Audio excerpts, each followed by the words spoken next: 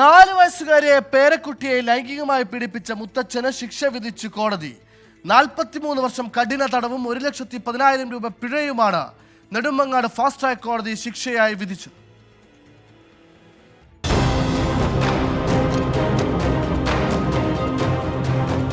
തിരുവനന്തപുരം പാങ്ങോട് സ്വദേശിയായ 72 വയസ്സുള്ള വയോധികനാണ് സ്വന്തം ചെറുമകളെ ലൈംഗികമായി പീഡനത്തിനിരയാക്കിയത്.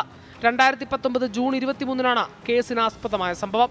കുട്ടിയുടെ തൊട്ടടുത്ത വീട്ടിലാണ് മുത്തച്ഛനും മുത്തശ്ശിയും താമസം.